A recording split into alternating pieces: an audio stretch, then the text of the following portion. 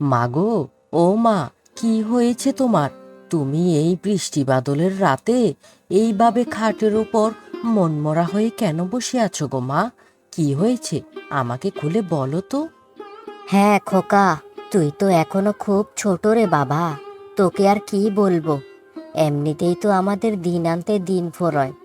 দুই বেলা খেতে পারলে বাকি এক বেলা খাওয়ার জন্য মুখ উপরের দিকে তুলে থাকতে হয়।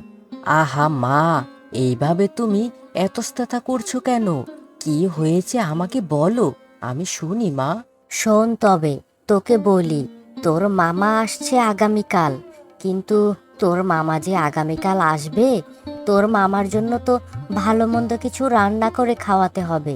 কিন্তু আমাদের তো অভাবের সংসার রে খোকা। কিভাবে তোর মামাকে রান্না বান্না করে খাওয়াবো, সেই চিন্তায় তো আমার রাতের ঘুম উড়ে যাচ্ছে। আহা মা, তুমি এর জন্য শুধু শুধু রাতের ঘুম নষ্ট করছো। এত কিছু করা লাগবে না তো, আমি সব কিছু বুঝে নিব। মামা আসবে, 1 সপ্তাহ থাকবে, আর সেই থাকার সমস্ত খরচ আমিই দেখব। তোমার কিচ্ছু করা লাগবে না। এ তুই কেমন কথা বললি রে খোকা? তোর মুখে কিন্তু এই কথাটা মানায় না। তুই এখনো অনেক ছোট। তুই তোর মামার খরচ কিভাবে বহন করবি শুনি? এসব কথা আর কোনোদিন বলবি না বলে দিলাম। আহা মা, তুমি শুধু শুধু চিন্তা করছো। অত সব চিন্তা বাদ দাও তো। মামা আসলে তখনেরটা তখন দেখা যাবে। হ্যাঁ, আবারও সেই আমাকে সান্ত্বনা দিচ্ছিস? শোন বাবা, বাসায় একটা অতিথি আসলে সেই অতিথির পেছনে কত টাকা যে খরচ হয়, তুই তো সেটা বুঝবি না বাবা। যা যা যা, ওই ঘরে গিয়ে শুয়ে পড়। আরে আরে, এটা কিসের যেন একটা শব্দ হলো। মনে তো হচ্ছে এইটা দরজা ভাঙার শব্দ। কি রে, কে কে, চোর ঢুকেছে নাকি? এই এই এই, এই কে রে? কে? ঘরের ভেতর কে কাপড় মরি দিয়ে ঢুকেছিস? এত বড় সাহস কোথায় পেলি? আবার দেখছি হাতে একটা লাঠিও নিয়ে এসেছিস। এই এই এই বেটা, কে কে তুই? এই বেটা বুড়ো, তুই কি এখনো বুঝতে পারছিস না তোর ঘরে কে এসেছে? আমি ডাকাত। তোর ঘরে আমি ডাকাতি করতে এসেছি। তাড়াতাড়ি ঘরের ভেতর যত সোনা দানা টাকা পয়সা আছে সব কিছু আমার হাতে দিয়ে দে, নয়তো খুব খারাপ হবে বলে দিলাম। এই বেটা, এই বেটা কে তুই? কে আমার ঘরে এত রাতে ঢুকে আমার সাথে দালালি শুরু করে দিয়েছিস? তোর মতো এই রকম কত দালাল আমার ঠ্যাঙের তলে দিয়ে এসেছে আর গেছে। তুই কোনো ছাই বাবা, তোকে আমি ভয় পাই না। হ্যাঁ, কি বললি তুই? কি বললি? এত বড় সাহস! হ্যাঁ, এই লাঠিটা দেখেছিস? এইটা দিয়ে তোর এই বুড়ো মাথায় একটা যদি বাড়ি দেই না, সব সব জারি জুরি তোর বের হয়ে যাবে। তাড়াতাড়ি তাড়াতাড়ি সব টাকা পয়সা আমাকে আমাকে তাড়াতাড়ি এনে দে। হ্যাঁ, সত্যি সত্যি করে বলছি বাবা, সত্যি করে বলছি।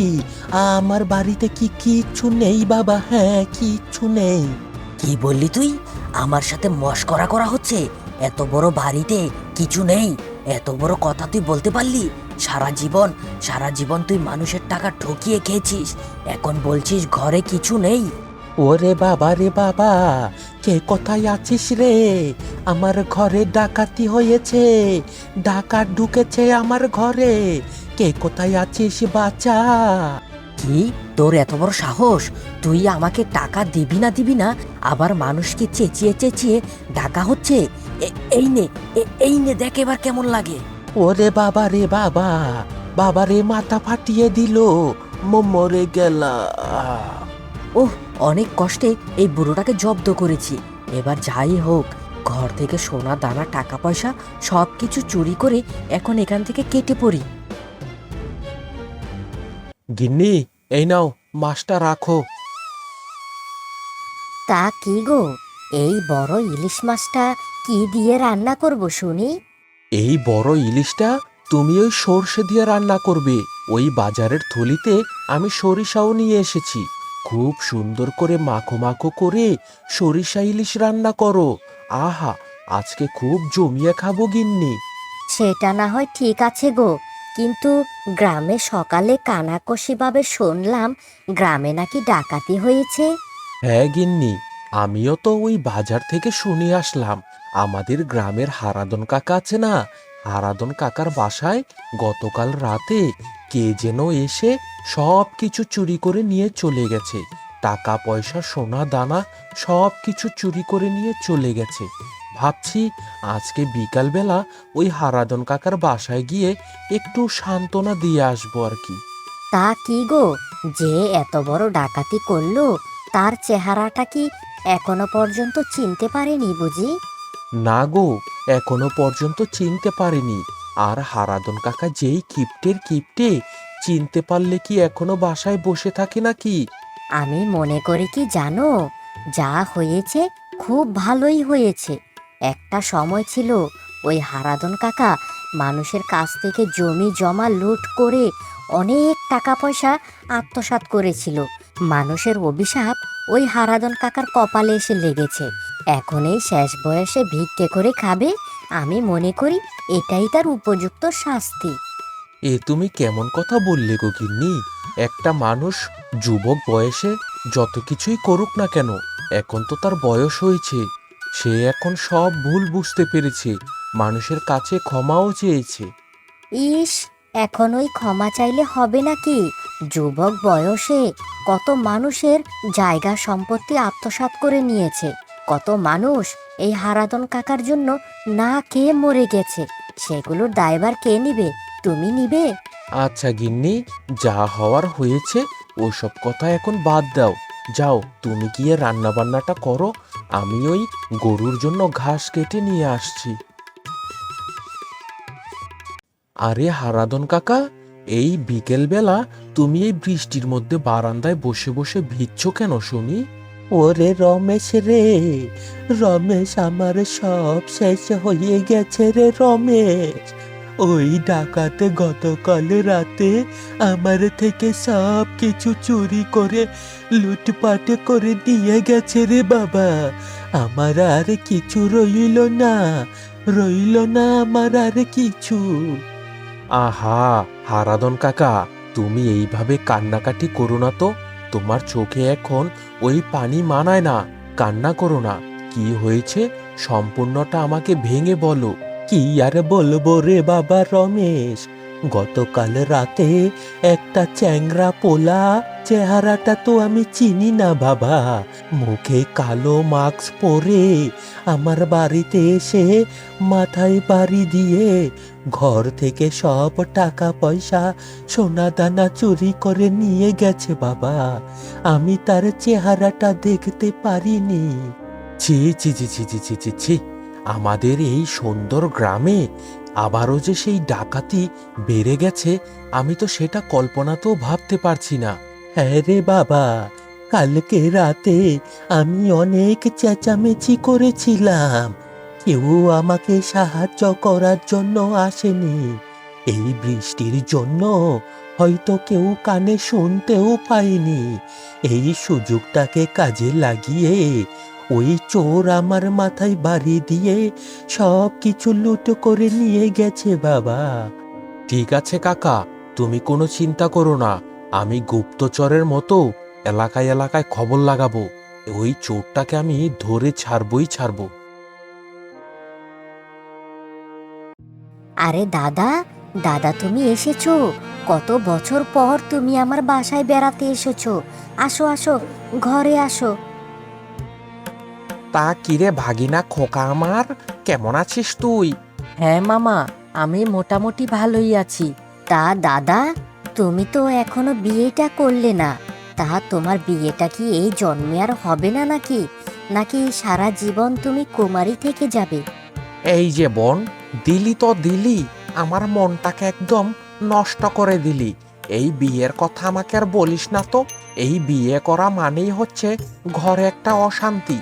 আমি এই বিয়ে শাদী করতে পারবো না। হ্যাঁ, এইভাবে আছি, খুব ভালো আছি। মামা মামা, চলো চলো, আমরা ওই নদী থেকে তেটা দিয়ে মাছ ধরে নিয়ে আসি। চলো চলো।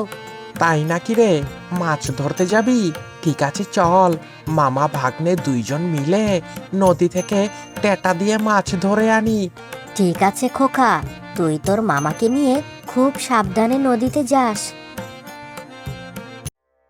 শুনেছিস আপা, আমার না এই বৃষ্টির মধ্যে একটা জিনিস খেতে খুব ইচ্ছে করছে। তা তোকে বললে তুই কি আমাকে রান্না করে দিতে পারবি বল? তা তোমার কি খেতে ইচ্ছে করছে শুনি, আমাকে বলো দাদা, আমি তোমার জন্য রান্না করে দিব। মানে বলছিলাম কি আপা, এই বৃষ্টিতে সরিষা ইলিশ খেতে পারলে কি যে মজা লাগতো রে আপা। আহা, পুরো মুখে লেগে থাকতো। সেটা না হয় ঠিক আছে দাদা, তোমাকে আমি এই বৃষ্টির মধ্যে সরিষা ইলিশ খাওয়াতে পারবো, কিন্তু এত বৃষ্টির মধ্যে কি বাজারে এখন ইলিশ মাছ পাওয়া যাবে? এটা তুই কোনো কথা বললি আপা? এই বৃষ্টিতে সরিষা ইলিশ কি তাহলে খেতে পারবো না? হায় হায় হায়, তাহলে তো আমার আজকে সারা রাত ঘুম আসবে না। মামা, মামা তুমি কোনো চিন্তা করো না, আমি এখনই যাচ্ছি তোমার জন্য। এই বৃষ্টিতে সরিষা ইলিশ আমি নিয়েই আসবো। সে কি রে খোকা, তুই এই বৃষ্টির মধ্যে এখন ইলিশ মাছ কিনে আনতে যাবি? টাকা পাবি কোথায় বাবা? ওসব নিয়ে তুমি কোনো চিন্তা করো না মা, আমি তো আছি। যাও মা, তুমি এখন রান্না বান্নার জোগাড়যন্ত্র করো। যাও যাও, আমি এখনই বাহির থেকে আসছি। আহা, এই বৃষ্টিতে সরিষা ইলিশ খেতে যে কত মজা, সেটা তুই আপা বুঝবি না। আহা, এই খাবারটা আমার মরার আগ পর্যন্ত মনে থাকবে। হ্যাঁ, তাই নাকি দাদা? তুমি আমার বাসায় কত বছর পর এসেছো বেড়াতে, তোমাকে যদি আমি ভালো মন্দ রান্না করে না খাওয়াই তাহলে এই ছোট বোনের মুখ কি থাকবে বলো? তুমি মন ভরে খাও। মা, ও মা, কি হয়েছে তোমার? এত রাত হয়ে গিয়েছে, তারপরেও দেখছি তুমি ঘুমাচ্ছ না। ঘুমিয়ে পড়ো মা। হ্যাঁ রে বাবা খোকা, ঘুমাবো তো অবশ্যই ঘুমাবো, কিন্তু আমার মাথায় তো একটা চিন্তা খুব ঘোরাফেরা করছে। কি আবার এমন তোমার মাথায় চিন্তা ঘুরছে? বলে ফেলো তো, বলে ফেলো। আচ্ছা খোকা, বল তো আমাকে, সত্যি করে বলবি কিন্তু। এই যে ইলিশ মাছটা কিনে নিয়ে আসলি, এটার দাম ছিল 1200 টাকা। এত টাকা তুই কোথায় পেলি বাবা? আমার কাছে কিন্তু সত্যি কথা বলবি। আহা, এত রাত করে তুমি আমাকে এসব কথা জিজ্ঞেস করছো? কাল সকালবেলা বলবো, এখন ঘুমিয়ে পড়ো মা। না না না, তুই এখনই আমাকে বল, এই 1200 টাকা তুই কোথায় পেলি? এত টাকা তো তোর কাছে থাকার কথা না, তুই কোথায় পেয়েছিস সেটা বল, নয়তো আজকে সারা রাত আমার ঘুম আসবে না বাবা। দেখো মা, এখন আমি তোমার কোনো প্রশ্নের উত্তর দিতে পারবো না। বললাম তো, কাল সকালবেলা তোমাকে আমি সব বলবো। এখন কেন শুধু শুধু চেঁচামেচি করছো? কি বললি তুই? তোর ছোট মুখে এত বড় বড় কথা বলতে পারলি আমাকে? এক চর দিয়ে কিন্তু তোর ওই সমস্ত মুখের দাঁত আমি ফেলে দিব বলে দিলাম। কোথা থেকে এতগুলো টাকা পেয়েছিস সেটা বল। শোনো মা, তোমার ওই প্রশ্নের উত্তর আমি এখন দিতে পারবো না, মানে পারবো না। আমি চললাম শুতে।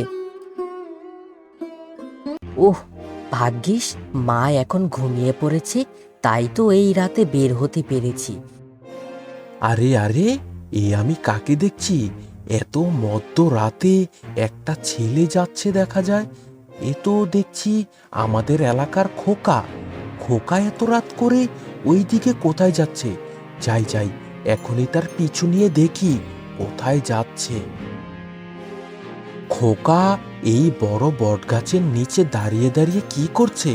ছ্যা ছ্যা ছ্যা ছ্যা ছ্যা ছ্যা ছ্যা, এই কয়েকদিনের বৃষ্টিতে গাছের গোড়াটা যেমন পুরো স্যাঁতস্যাঁতে হয়ে গিয়েছে। ওহ, আর ভালো লাগে না, হাতে প্যাকপোকর ভরে গেছে। যাই যাই, কেউ দেখার আগেই তাড়াতাড়ি কয়েকটা টাকা নিয়ে এইখান থেকে কেটে পড়ি। আরে, এটা তো দেখছি টাকার পুটলি। এত বড় টাকার পুটলি থেকে টাকা নিয়ে যাচ্ছে, তার মানে তো মনে হচ্ছে ওই হারাদন কাকার টাকাটাই এটা। তাহলে তো মনে হয় এটা ওই হারাদন কাকার টাকা। সেগুলো থেকেই এই খোকা অল্প অল্প করে টাকা নিয়ে ভেঙে ভেঙে সংসার চালাচ্ছে। যে করেই হোক, এটার পরিপূর্ণ উত্তর আমাকে পেতেই হবে। ওহ, ভাগ্যিস এই অন্ধকারে কেউ আমাকে দেখতে পায়নি। তাড়াতাড়ি এখান থেকে কেটে পড়ি, নয়তো কেউ দেখতে পারলে খুব সমস্যা হয়ে যাবে তো। হ্যাঁ, মনে করেছো কেউ তোমাকে দেখেনি? আরে বাবা, আমি দেখে ফেলেছি। আমার চোখ থেকে কোনো কিছু ফাঁকি দিয়ে চলে যাবে সেটা তো হবে না। এর আমি শেষ দেখেই ছাড়বো। খোকা, ওই খোকা, আরে বাড়ি আছিস নাকি? আরে খোকা, বের হয়ে আয়। আরে আরে রমেশ কাকা, তুমি এসেছো? তা কি মনে করে আসলে শুনি? হ্যাঁ হ্যাঁ হ্যাঁ হ্যাঁ হ্যাঁ, কি মনে করে আবার আসবো? তোকে একটা কথা জিজ্ঞেস করার জন্যই এসেছি। গতকাল মধ্যরাতে তুই ওই বটগাছের নিচে কি করছিলি শুনি? ইয়ে মানে মানে কি বলছো তুমি? গতকাল মধ্যরাতে তো আমি আমার বাসায় ছিলাম। দেখ খোকা, আমার সাথে এইভাবে আমতামতা করে কথা বলবি না। যেটা জিজ্ঞেস করছি সেটা সরাসরি বলে ফেল, তাহলে এতেই তোর মঙ্গল হবে। আরে কাকা, তুমি কি সব উল্টাপাল্টা বলছো? রাতে কিছু খেয়েছিলে বুঝি? আমি আমি তো সারা রাত কালকে ঘরের ভেতরে ছিলাম, আমার মামার সাথে ছিলাম আমি। শোন খোকা, তোর এই বয়সটা কিন্তু আমি পার করে এসেছি। আমার সাথে ভুংভাং করে কথা বলতে পারবি না বলে দিলাম। আমি গতকাল রাতে সব নিজের চোখে দেখেছি। এখন তোর মুখ থেকে সব কথা শুনতে এসেছি। ভালোই ভালোই বল, আমি তোর কোনো ক্ষতি করতে আসিনি, শুধু উত্তরটা জানতে এসেছি। ইয়ে মানে মানে রমেশ কাকা, হ্যাঁ, আমি ওই বটগাছের নিচে আমি কিছু টাকা রেখে এসেছিলাম। সেগুলোই আর কি দরকার পড়লে মাঝে মাঝে গিয়ে কিছু কিছু করে নিয়ে আসি। হ্যাঁ, সেটা তো আমি জানি তুই টাকা লুকিয়েছিস, কিন্তু সেই টাকাগুলো কি ওই হারাদন কাকার বাড়ি থেকে চুরি করা টাকা? হ্যাঁ রমেশ কাকা, তোমার কাছে আমি আর কিছুই লুকাবো না। এইটা ওই ওই হারাদন কাকার বাড়ি থেকেই চুরি করা টাকা। সেই টাকাটা আমিই ডাকাতি করেছি।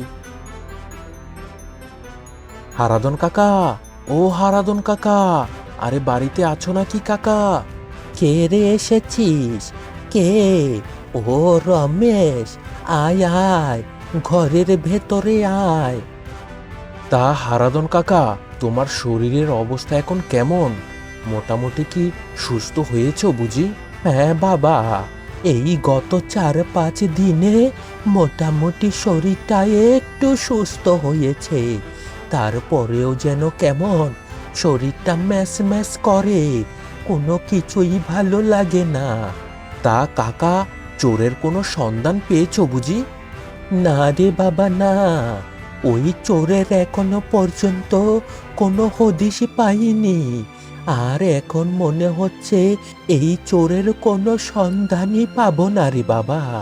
কি আর করব, সব ওপরওয়ালার ইচ্ছে তো, আমার তো এখানে কিছুই করার নেই। হ্যাঁ কাকা, তুমি কোনো চিন্তা করো না, যত তাড়াতাড়ি সম্ভব আমি ওই চোরটাকে ধরবই ধরবো। হ্যাঁ বাবা, তোরা তাই কর, যত তাড়াতাড়ি সম্ভব ওই চোরটাকে ধরে আমার সামনে নিয়ে আয়। আমি ওই চোরের এমন অবস্থা করব না, একেবারে হারে হামা বলি অবস্থা করে ফেলবো, এই আমি বলে দিলাম। ঠিক আছে কাকা, তুমি এখন রেস্ট নাও, আমি ওই দিকটা দেখছি কি করা যায়। ও সোনালি বৌদি, সোনালি বৌদি, আরে বাড়িতে আছো নাকি? একটু বের হয়ে আসো তো। আরে বৌদি, আরে তোমার কাছেই তো এসেছিলাম, তোমাকে একটা সংবাদ দেওয়ার জন্যই তোমার কাছে এসেছি। তা তোমার ছেলে খোকা কোথায়? ও খোকা, খোকা তো মাঠে খেলতে গিয়েছে। তা কি হয়েছে গো রমেশ দাদা, আমাকে বলো। তাহলে শোনো, তোমাকে কিছু কথা বলতেই আমি এসেছি। শুনেছো তো, ওই হারাদন কাকার বাসায় চুরি গেছে, ডাকাত এসে ঘর থেকে টাকা পয়সা সব চুরি করে নিয়ে গেছে। জানো সেই চুরিটা কে করেছে? তোমার ছেলে খোকা করেছে। খোকা মুখে কালো কাপড় পরে তারপর হারাদন কাকার মাথায় বাড়ি দিয়ে সব টাকা পয়সা আত্মসাৎ করে নিয়েছে। সে কি বলছো গো রমেশ দাদা, আমার ছেলে খোকা এই রকম একটা কাজ করতে পারলো? হ্যাঁ, আমার ছেলে ওই ওই হারাদন কাকার বাসায় চুরি করেছে? না না না, এ তো আমি বিশ্বাস করতে পারছি না।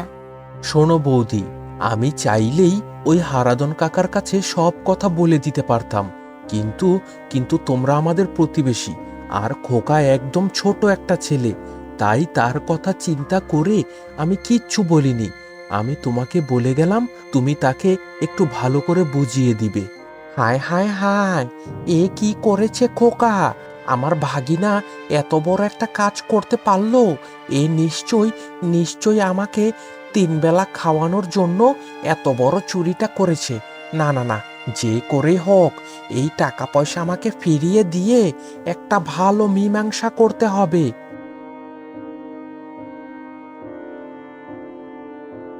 আরে আরে, এই তো টাকার পুটলিটা পেয়ে গেছি। এখন যাই, এই টাকাগুলো নিয়ে হারাধন কাকাকে দিয়ে আসি। হারাধন কাকা, ও হারাধন কাকা, আরে ঘরে আছেন নাকি? আর বের হয়ে আসুন। কি হে বাবা, কে তুমি? তোমাকে তো এর আগে এই গ্রামে কোনো দিন দেখিনি বাবু। তা তুমি হঠাৎ করে আমার বাসার সামনে, যে কি হয়েছে বাবা বলো তো? আরে হারাধন কাকা, দেখুন দেখুন, এই টাকাগুলোই তো আপনি চুরি করে হারিয়েছিলেন। এই টাকাগুলো আমি খুঁজে পেয়েছি, আর মানুষকে খোঁজ খবর লাগিয়ে শুনলাম এই টাকাগুলো নাকি আপনার। তাই তো আপনাকে এই টাকাগুলো দিতে আসলাম। নিন নিন নিন, টাকাগুলো হাতে নিন। বাবা রে, বাবা তুমি আমার আজকে যেই বড় উপকার করলে, এই উপকারের কথা আমি কোনো দিন ভুলতে পারবো না বাবা। তুমি আমাকে অনেক বড় উপকার করেছো। শোনুন হারাধন কাকা, আমি হচ্ছি ওই খোকার বড় মামা। আমি এই রাস্তা দিয়ে আসার সময় দেখলাম একটা চোর গাছের নিচে এগুলো লুকাচ্ছিল। তাই তো সে যাওয়ার পর সেই টাকাগুলো উদ্ধার করে আপনাকে দিতে আসলাম। ঠিক আছে, আপনি আর এটা নিয়ে কোনো হট্ট ঝামেলা করবেন না। যেটা হয়েছে ভালোর জন্যই হয়েছে। এখন আমি চললাম গো।